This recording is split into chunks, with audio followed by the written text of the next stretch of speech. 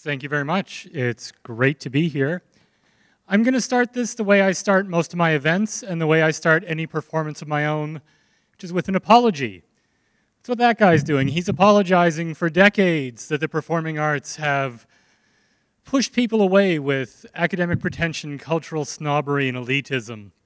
And everything I do with the Little Chamber Music series is about admitting to that damage and the gap we've created and trying to bridge it any way we can. My own journey down this road started about 75 meters that way. Exactly 2 years ago, I was installed in the Richmond Art Gallery, right next door here, where for 2 weeks I opened my creative process up to the public and anyone who wanted to talk about it or engaged with me in any way. And right after that was finished, I started my residency in Falaise Park, which you can see here with its amazing vistas of the city and its amazing, amazing landscape. This was over a 2-year project, keep hitting the mic, that was all about bringing music and composition to non-musically trained people. My first experiment with that was a grade 4 class, where they learned how to engage their imaginations and the things that were important to them, like cheeseburgers and rock stars, with music and composition. So that was written by a grade 4 student. The next thing we moved on to was Drawdown at Trout Lake Community Center. And the question was, how can we get people excited about joining us? And the obvious answer is, wear really bright costumes. And it worked. If you ever want to engage people, bring a 5-foot-tall butterfly with you. No one can resist. Also in Falaise Park, and through all the work I do with the Little Chamber Music series, we try and fuse with other arts. We don't want music alone. We want artists of every kind working together. That's Dalek from Machine Noisy Dance, who joined me for a free event called Sunset Sounds this past summer. One of the other things we're trying to do to get people fired up about contemporary music is to bring music to contexts that have meaning for people. This was at 2013's All Souls event at Mountain View Cemetery, where instead of having a concert, we had one piece of music, and we performed it 4 times throughout the evening so that people had a number of chances to see it. It was only a 20-minute time commitment, and that format really, really appealed to people. We then moved on to East Side Animals. You can see everyone there is doing Sir Chubby the Bear, roaring. East Side Animals involved just under 100 students in grades 1 to 5.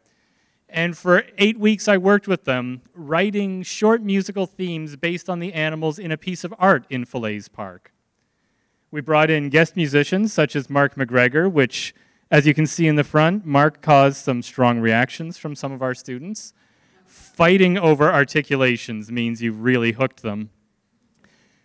After the 8 weeks of working with the students, we put it all together and we had a big family event. Even though her back's to you, you may recognize Julie LaBelle, who spoke to you earlier, who came to our East Side Animals event, which involved an animal mask making workshop and then a performance with 8 incredible professional musicians from the opera, the VSO, and every other group in town, who were game and willing to come into this tiny little community hall and do this oddball piece of music written by me and grade 1 to 5 students.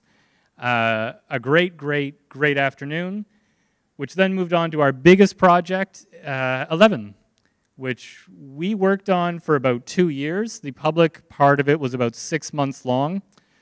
Falaise Park was in a part of Vancouver built in 1948 for veterans. It was the Renfrew Heights Veterans Housing Project. You had to be a veteran, you had to have 2 kids to move in there.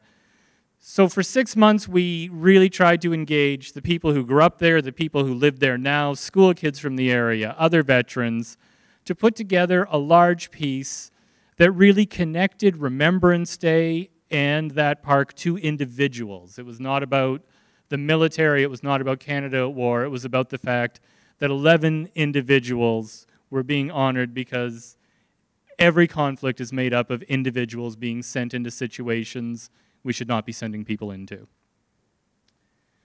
Part of 11 was our exhibition at the Roundhouse. Here you can see Diane Park, who is my co-artist in Falaise Park, also the general manager of the Little Chamber Music series, and deserves 50% of the credit for everything we do, but because I have a bigger mouth, I tend to be the one in front of people more often. On the flip side of that wall was my composing station. Since working in the Richmond Gallery worked so well, I actually wrote all the music for 11 in the Roundhouse Gallery over the course of 11 days in September.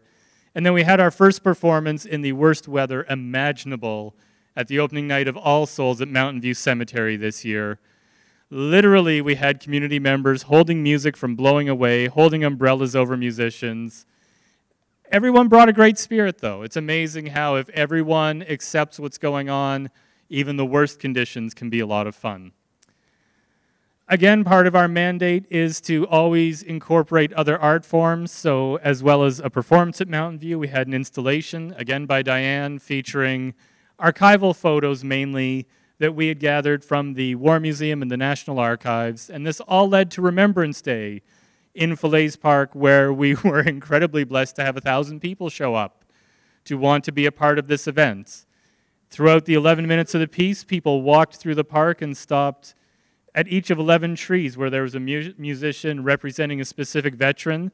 Dave, who you just saw playing French horn, was representing this handsome devil, Edmund Champeau, who at 99 years old was one of the first people on the beach on D-Day. And the most important aspect of that project, really, and getting to know him, changed the project and changed everything.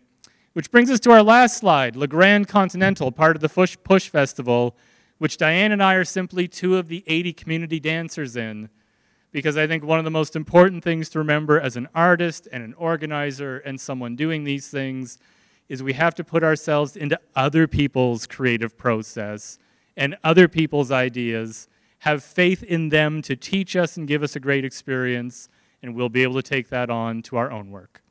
Thank you.